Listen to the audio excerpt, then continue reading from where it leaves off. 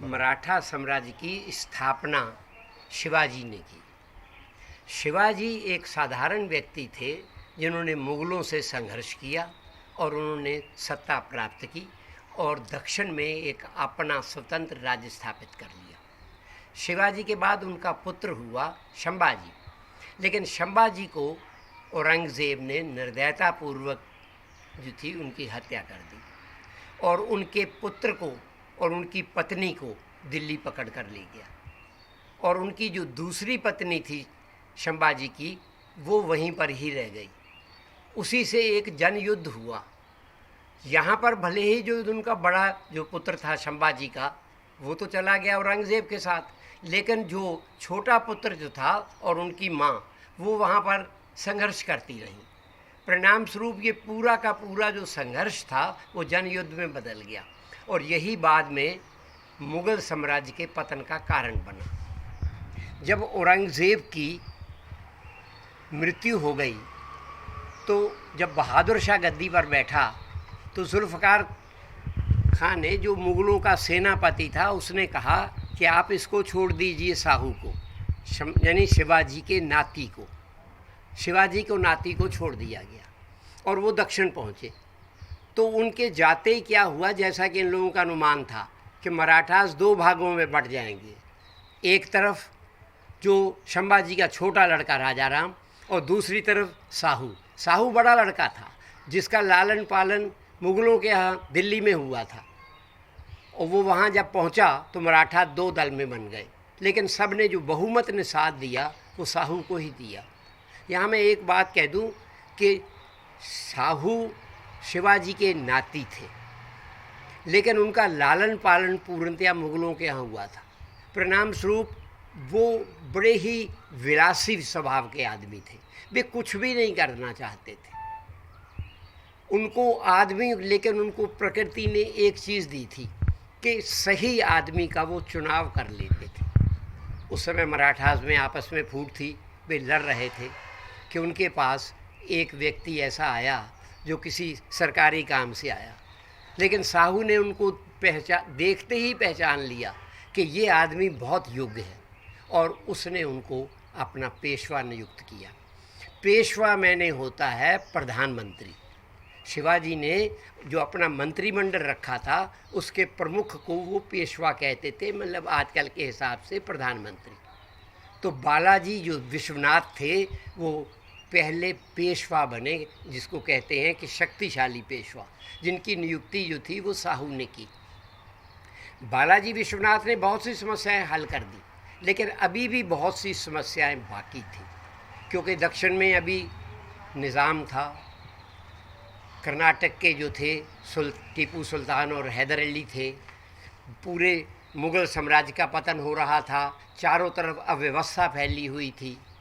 ऐसे में जो है बालाजी विश्वनाथ की मृत्यु हो गई और जब बालाजी विश्वनाथ की मृत्यु हुई तो फिर प्रश्न पैदा हुआ कि पेशवा किसको बनाया जाए। जैसा कि मैंने पहले कहा कि साहू में ये अद्वितीय शक्ति थी कि वो खुद तो कुछ नहीं करते थे, लेकिन उनको आदमी की बड़ी पहचान थी और उन्होंने बालाजी विश्वनाथ के जो लड़का था बाजीराव, उसको पेशवा बनाया।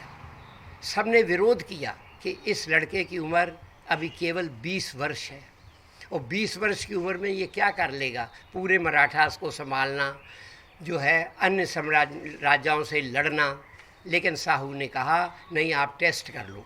छोटे मोटे टेस्ट भी किए गए थे और उन टेस्ट में बाजीराव जो थे वो पूर्णतया जो थे वो उत्तीर्ण हुए और अंत में 20 वर्ष की उम्र में ही बाजीराव को पेशवा बना दिया गया। बाजीराव एक अद्वितीय व्यक्ति था जो हर काम स्वयं करता था।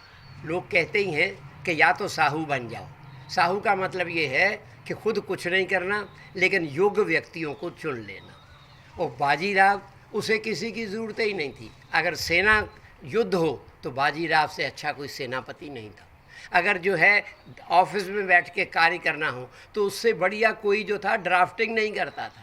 यदि जो है एडमिनिस्ट्रेशन की बात हो तो उससे अच्छा कोई प्रशासक नहीं था और यदि न्याय करना हो तो उससे अच्छा कोई न्याय करता नहीं था। जितनी भी चीज़ें आदमी से एक्सपेक्ट की जा सकती हैं वे सारे गुण बाजीराव में थे। बाजीराव को तो किसी की भी ज़रूरत नहीं थी, वो 1 मिनट में सारे निर्णय ले लेता था। जैसे उस समय एक सबसे बड़ी समस्या थी कि मुग़ल साम्राज्य का कैसे पतन करना है। तो ये लोग क्या करते थे कि कभी हैदराबाद के निज़ाम से लड़ रहे हैं, कभी कर्नाटक के नवाब से लड़ रहे हैं, कभी उड़ीसा पे हमला कर रहे हैं। बाजीराव ने कहा कि जब पेड़ को काटना है, जब मुग़ल साम्राज्य रूपी पेड़ को काटना है तो शाखाओं को वार काटने से क्या फ़ायदा, तने पे वार करो, मतलब मुग़ल साम्राज्य को ही ख़त्म कर दो और इसके लिए तुम दिल्ली की तरफ, उत्तर भारत की तरफ चलो।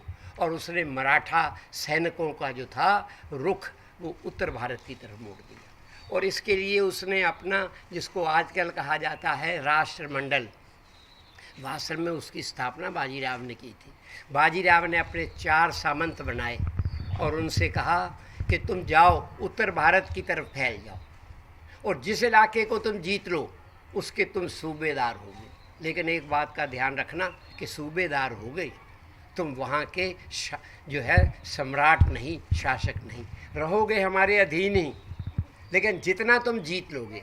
और आप देखिए उस समय जो लोग कहते हैं कि जातिवाद फैलता है, बाजीराव पेशवा ब्राह्मण थे, लेकिन उनके जो 4 सामंत उन्होंने भेजे उनमें से कोई भी ब्राह्मण नहीं था। और एक को छोड़कर, रघुजी भोंसले को छोड़ के जितने भी जो थे, बाकी तीनों की तीनों आजकल के हिसाब से ओबीसी के थे। वे सब के सब किसानों के लड़के थे। जैसे उन्होंने सिंधिया को कहा कि तुम उत्तर भारत की तरफ चले जाओ। मल्हार राव होलकर जिन्होंने इंदौर स्टेट बनाई, सिंधिया में जो है महादाजी सिंधिया, उन्होंने महादाजी सिंधिया और उनके जो थे बड़े जनको जी, उन्होंने जो है उज्जैन से लेकर ग्वालियर तक ये सारा इलाका जीत लिया। इसके बाद जो है ये बड़ौदा, ये गायकवाड़, पिलाजी गायकवाड़, उन्होंने बड़ौदा, इस तरह से ये 4 सामंतों को उन्होंने उत्तर भारत की तरफ भेजा। और उत्तर भारत की तरफ वो इस तेज़ी के साथ आए कि उन लोगों ने पूरे के पूरे इलाके को जीत लिया।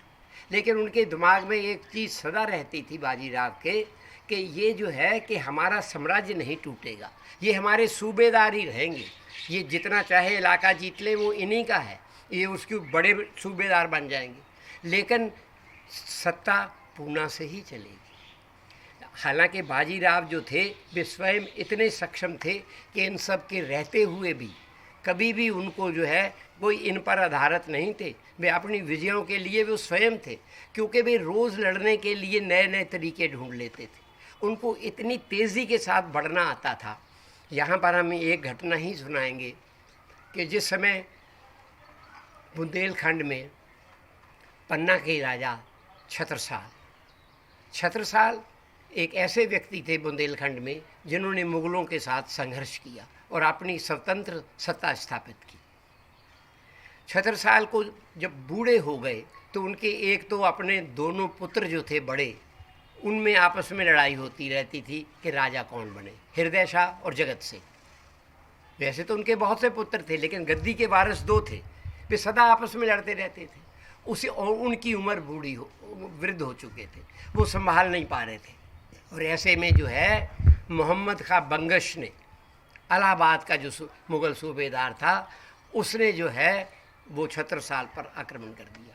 छत्रसाल इस परिस्थिति में 1 मिनट के अंदर उन्होंने समझ लिया कि हम मोहम्मद खां बंगश से नहीं लड़ सकते और हमारे पास एक ही चारा है कि हम जो है पेशवा से मदद लें। उन्होंने उसी समय जो है वे बाजीराव पेशवा को एक पत्र लिखा, इसमें जो था कि हमारी लाज रख लो पेशवा, क्योंकि मोहम्मद खां बंगश ने हम पर आक्रमण कर दिया है और हम उसको संभालने में सक्षम नहीं हैं। सब लोग जानते हैं कि उस समय जो थे बाजीराव अपने खाने पर बैठे थे, लेकिन जो ही ये खबर पहुंची बाजीराव ने अपना भोजन उसी समय ही त्याग दिया, क्योंकि उन्हें समझ में आ गया कि जल्दी जाना पड़ेगा, क्योंकि जो है बंगश को तो इलाहाबाद से चलकर सिर्फ जो है वहाँ पर जो था बेला ताल जो आज जगह है यहाँ पर थे वे, और ये पन्ना में, और हमें आना है जो है वो पूना से। लेकिन तो उस समय जी चांस की बात थी, वो पूना में नहीं थे, ऐसा लोग सोचते हैं। उस समय वो सरौंज के पास थे, लेकिन बाजीराव तत्काल चले और इतनी जल्दी के साथ आए कि बंगस ये अंदाज ही नहीं लगा सका कि बाजीराव इतनी जल्दी बुंदेलखंड पहुंच सकते।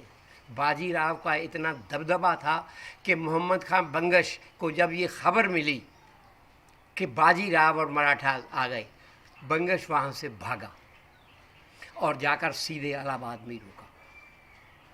तो उसकी जो बाजीराव की जो थी वीरता से बहुत प्रसन्न हुए और छत्रसाल जी को ये बात समझ में भी आ गई कि हमारे पुत्र जो हैं वो अब मुग़लों से हमारी रक्षा नहीं कर सकते, ना वो बंगश तक से तो लड़ नहीं पा रहे हैं, कल को कोई दूसरा सरदार आ जाएगा, आपस में ये लड़ते रहते हैं, हमारी इतनी सत्ता कमज़ोर है साम्राज्य।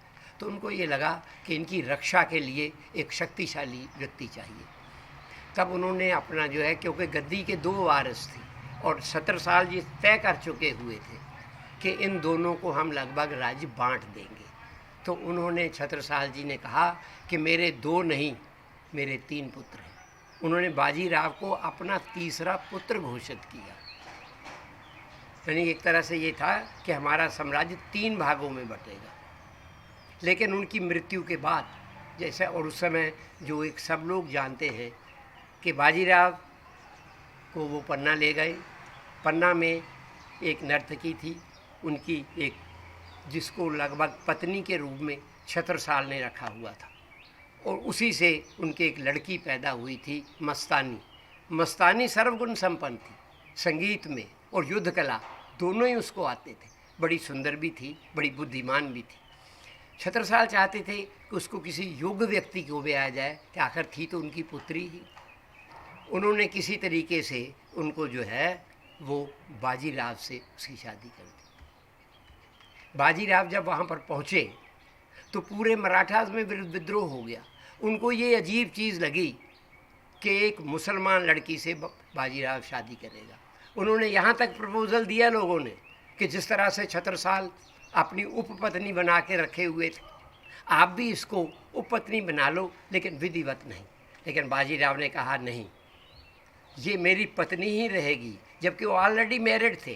उन्होंने कहा ये हमारी दूसरी पत्नी होगी, लेकिन इसको पत्नी का ही दर्जा मिलेगा और इसका जो पुत्र होगा वो हमारा बेटा होगा, वो वारिस भी हो सकता है जैसी उसकी योग्यता के अनुसार। और उन्होंने कहा, लेकिन उस समय जो चित्तपावन दक्षिण के ब्राह्मण थे उनको बड़ी ठेस लगी, उनमें बड़ा दम्भ था। उन्होंने कहा ये तो संभव नहीं है। चारों तरफ उनके कुटुंब में, उन ब्राह्मणों में उनके विरुद्ध विद्रोह हुआ, लेकिन बाजीराव झुके नहीं, लेकिन टूटने लगे।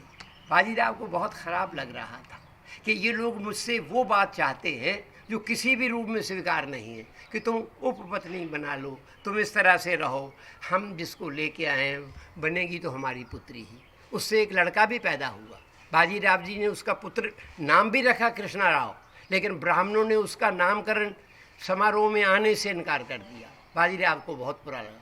तब उन्होंने कहा, मस्तानी तुम इस लड़के का जो नाम है वो शमशेर बहादुर रखने लो, अब तुम जैसा तुम्हें लगे। और उन्होंने एक जागीर भी दे दी, और उसी जगह दी जहाँ से मस्तानी आ रही थी, बांदा की जागीर।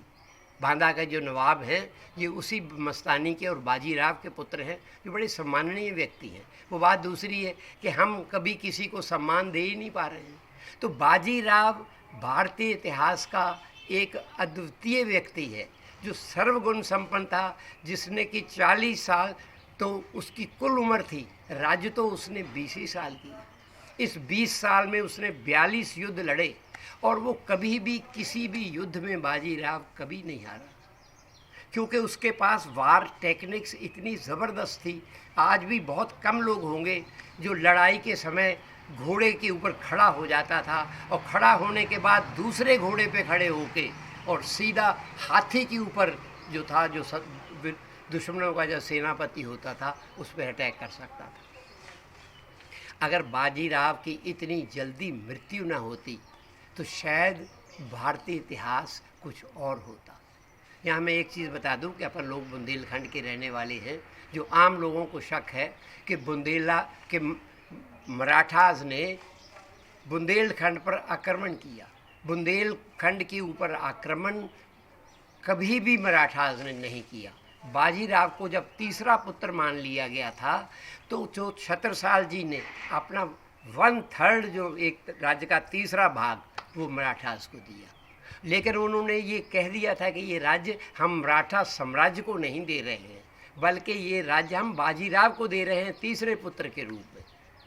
इसीलिए जो तीसरे पुत्र में उनको राज्य मिला, इसको वो मराठा साम्राज्य का अंग नहीं मानते थे, बल्कि ये मानते थे कि ये मेरे पिता ने मुझे उपहार में दिया हुआ है। और यहाँ जो भी नियुक्तियाँ होती थीं वो बाजीराव जी स्वयं करते थे, और वो उनके जो थे वंशज या उनके ही संबंधित लोग होते थे। इसीलिए ये जितने भी बुंदेलखंड में जितने थे वे सब के सब मराठा जो थे वो ब्राह्मण थे, क्योंकि वो बाजीराव जी की व्यक्तिगत संपत्ति मानी जाती थी जो पिता ने पुत्र को दिया था। उनका जो साम्राज्य था उसमें तो उनके सेनापतियों का राज्य था, पेशवा का, सिंधिया का, गायकवाड़ का, भोंसले का, लेकिन बुंदेलखंड एक सेपरेट चीज़ थी। बाजीराव भारतीय इतिहास का एक विशिष्ट और बहुत व्यक्ति है जिसमें कि जो सर्वगुण संपन्न था, जिसमें कि हर प्रकार के वार स्ट्रेटजी भी थी, वित्तीय, वो हर व्यवस्था को संभाल लेता था, उसे किसी की ज़रूरत ही नहीं थी, एक आदमी में ही सारे गुण थे। ठीक है, ओके, थैंक यू सुधीर।